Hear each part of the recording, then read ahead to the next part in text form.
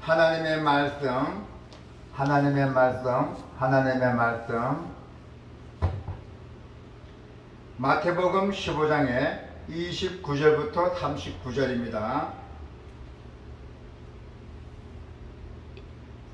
다 같이 하나님의 말씀을 봉독합시다.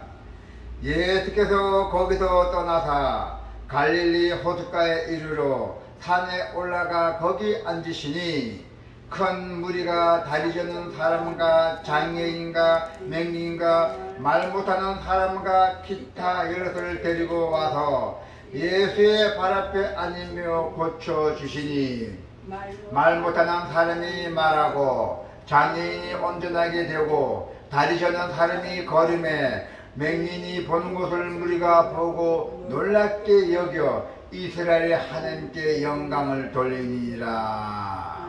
아멘. 39절까지예요. 예수께서 제자들을 불러 이르시되 내가 무리를 불쌍히 여기노라. 그들이 나와 함께 있은지 이미 사흘이네 먹을 것이 없도다. 길에서 기진할까 하여 굶겨 보내지 못하겠노라. 제자들이 이르되 강야에 있어 우리가 어디서 이런 무리가 배부를 만큼 떡을 얻으리까? 예수께서 이르시되 너에게 떡이 몇 개나 있느냐? 이르되 7개와 작은 생선 2마리가 있나이다 하거늘.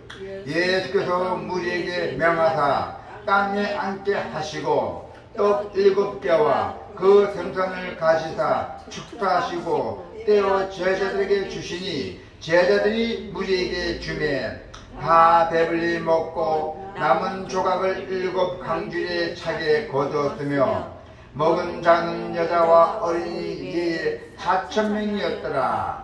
예수께서 무리를 흩어 보내시고 배에 오르사 마가단 지경으로 가시니라. 아멘.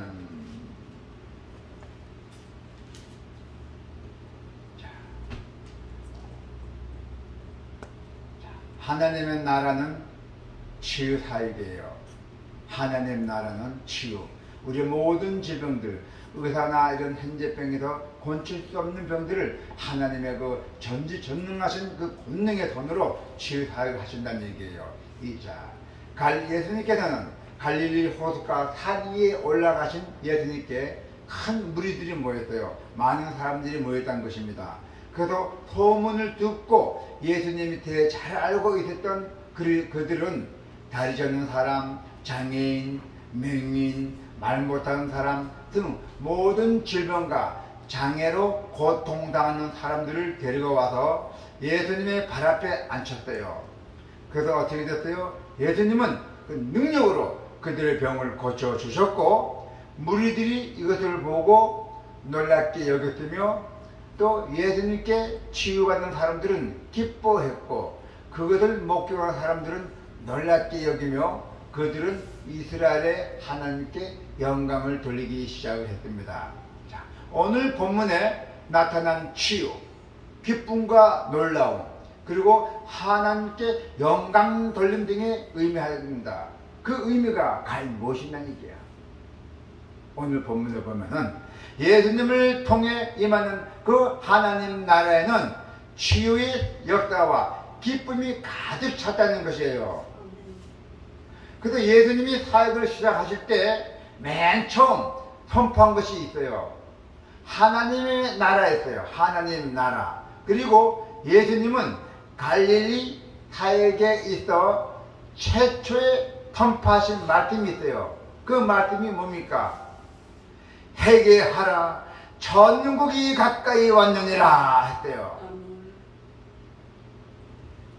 하나님 나라의 일면의 본문에서 오늘 나타나고 있습니다. 그래서 하나님의 천국 나라는 치유의 역사가 일어나는 천국의 나라입니다.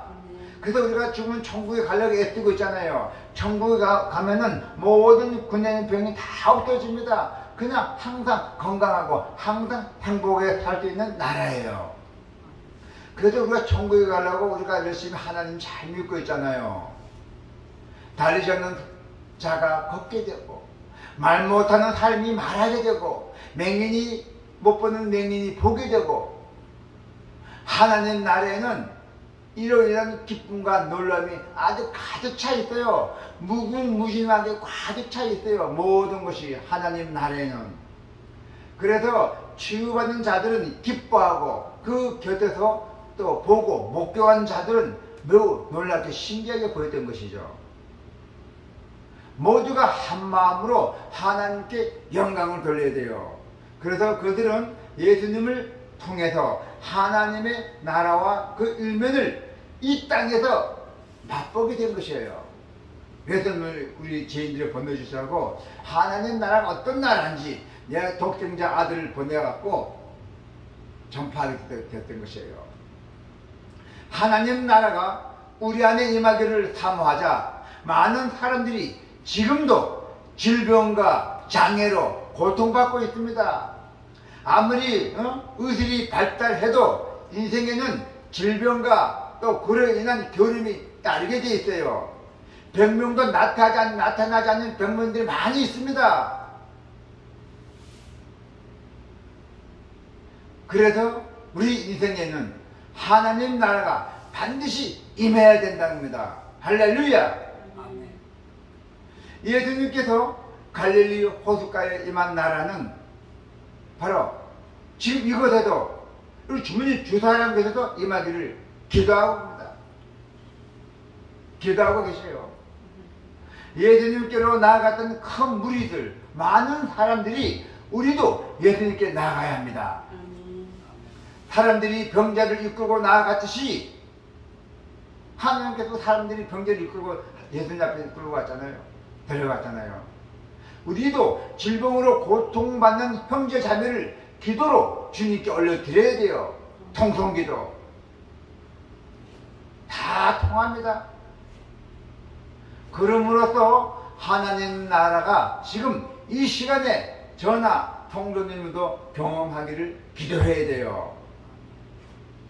특히 우리 신영주 성도는 많은 기도를 해야 돼요. 주야로 그냥 시간 날 때마다 기도해야 돼요. 이제 우리가 그 기도원에 취직했다가 설립이 되면은 비록 뭐 크게 거다게 멋지더라도 우선은 조그맣게 지을 겁니다. 지금 이 건축 헌금도 많이 모아지지 않고 또 이 경제 상황도 안 좋고 이래서 우리가 자발적으로 하고 또 저 역시나 사모님도 열심히 일해서 이제 그 자금을 건축 헌금을 만들어야 돼요.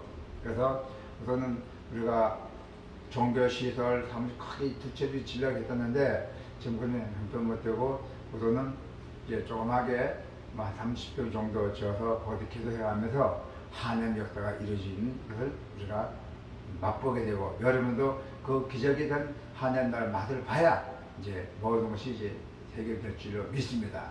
자, 그래서 우리가 이제 그 조그맣게 치료는 비록 작지만은 거기서 기도를 열심히 해서 우리 하나님의 많은 응답을 받고 우리가 또 많은 전도를 해서 이제 이렇게 우리가 선하게 예수님이 어떤 분이신지 우리가 많이 전파해야 돼요. 그들도 목적이고 저도 목적이고 여러분도 목적이에요. 자, 제자들의 작은 헌신이 또 필요해요. 제자들의 작은 헌신, 작은 헌신. 뭐 재물을 많이 있으면 많이 주지만은 그게 아니라 없으니까 없는 대로 조그만 헌신이 아주 귀했던 거예요. 오늘 보니까 뭘 했나? 병자들을 고쳐주신 예수님의 가슴은 이제 병자를 다 고쳐주셨으니까 이제 끝났고 일단은 끝났고 이제 배고픈 자들에게 옮겨갑니다. 배고픈 자들. 예수님은 사흘 동안에 함께 있었던 사람들이 돌아가는 길에 혹시 기진맥진해서 쓰러지지 않을까 염려하셨어요. 4,000명이 모였어요. 거기에 4,000명이 사흘 동안에 아무것도 안 먹고 금식 기도를 했던 것이에요. 그래서 기준에 쓰러져서 염려하지 않을까 걱정했던 것이에요. 그래서 예수님께서는 그들을 굶겨 보내지 못하겠다고 말씀하시는 예수님께서는 제자들을 강야에서 어떻게 이들이 다 먹을 만한 양식을 얻겠느냐고 물었어요. 예수님은 제자들에게 떡이 몇 개였는지 물으셨고 또 이 제자들은 떡 7개와 작은 생선 2마리가 있다고 대답했어요. 떡 7개와 작은 생선 2마리 있다고 대답했어요. 자, 혼자서도 충분히 사람들을 먹일 수 있는 예수님이 제자들에게 떡이 얼마나 있는지 물으신 이유가 있어요. 그 이유가 무엇입니까? 왜 물었어요? 예수님 다 알면서 제자들에게. 예수님은 우리가 하나님 나라에 헌신하고 다 같이 동참하기를 바라시고 계신다는 거예요. 그래서 많은 사람들이 기진할까봐 염려하는 예수님의 그 모습에서 우리는 사랑과 자비를 느낄 수가 있었어요. 자, 그 규모 4,000명이면 엄청나게 많이 모였던 것이죠. 옛날에 그 규모와 실제의 골몰하는 사람들은 그 사람 수에 많은 관심을 기울이지만은 예수님은 사람들의 그 배고픔에 주목하셨어요. 이 사람들이 배고픔을 어떻게 참냐고 주목하셨던 거예요. 그리고 그들의 배고픔을 어떻게 해결할지 제자들에게 은혜하셨어요. 이는 제자들의 도움이 필요해서가 아니라 제자들을 내가 하는 예수님이 하는 그 사역에 참여시키기 위해서였어요. 여러분이나 저나 우리가 말씀드렸잖아요. 우리가 기도원 짓고 뭐 건축하자. 그러면 같이 동참하자 해서 이렇게 제가 얘기하시는 거예요. 그래서 참여해서가 아니라 이해했고, 이제 제자들은 떡 7개와 물고기 2마리가 있다고 말씀을 분명하게 드렸어요. 떡 7개, 물고기 2마리가 어떻게 4,000명이나 먹습니까? 자, 보세요. 작은 것이라도 비록 떡 7개, 고기 2마리, 작은 것이지만은 주님을 이를 위해서 바칩니다. 내 작은 정성이 나의 온몸의 정성이니까 작은 헌신을 다 주님에 바칩니다. 그래서 하나님 나라는 우리가 멀찍이 서서 뭐 구경하는 나라가 아니에요. 예수님은 하나님 나라가 확장한 일, 전파하는 일, 우리가 참여하기를 원하시고 계신다는 거예요. 그래서 하나님 나라는 우연히 즉 우리와 참여와 헌신을 통해서 세워져 간다고 했어요. 여러분이나 저나 같이 참여해서 모든 교회가 세워진다고 했어요. 하나님과 함께 우리도 하나님 나라를 위해서 일을 해야 합니다. 할렐루야. 그래서 천국은 우리 입장에서도 수동적으로 임하지만은 우리가 능동적으로 참여할 때가 확장이 되어 간다는 거예요. 하나님 나라가 우리가 능동적으로 참여할 때 그때 확장되어 간답니다. 여러분 전도 많이 하셔야 돼요. 막 전도해서 막 하나님 믿으라고 전도 많이 하셔야 돼요. 여러분이 제자들에게 떡이 얼마나 있는지 물으셨던 것처럼 오늘날에도 예수님은 우리를 하나님의 나라의 일꾼으로 부르고 계십니다. 하나님이 여러분들을 하나님 나라에 동참하기를 부르고 계신다는 것을 잊지 마시기를 바랍니다. 그래서 사람들은 향한 그 예수님의 사랑과 자비를 가슴에 품고 작은 것이라도 정성껏 주님의 일에 드려야 한다는 것입니다. 작은 것이라도 정성껏 주님의 일에 드려야 한다는 것이에요. 주님의 사역에 가는데 뭐가 필요한 게 많잖아요. 그 사역에 작은 것이라도 우리가 드려야 한다는 것입니다. 우리가 모든 것을 준비할 필요는 없어요. 비록 작은 것이라도 우리가 할 수 있는 것에만 헌신하면 돼요. 또 35절, 39절에 보면은 큰 역사를 이루신 예수님이랬잖아요. 35절, 39절 한번 읽어볼까요? 35절, 39절. 자, 같이 한번 읽어볼까요? 35절, 39절. 35절부터 39절입니다.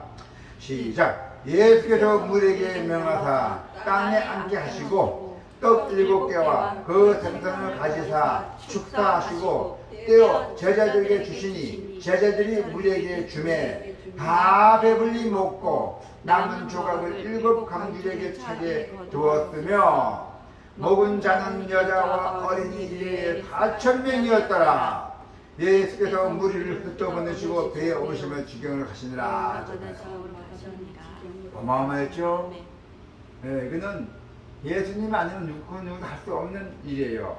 예수님이 그 많은 사람들이 땅에 앉게 하셨고 여자와 어린이를 위해 4,000명이나 되는 많은 사람들이 그곳에 모여 있었어요.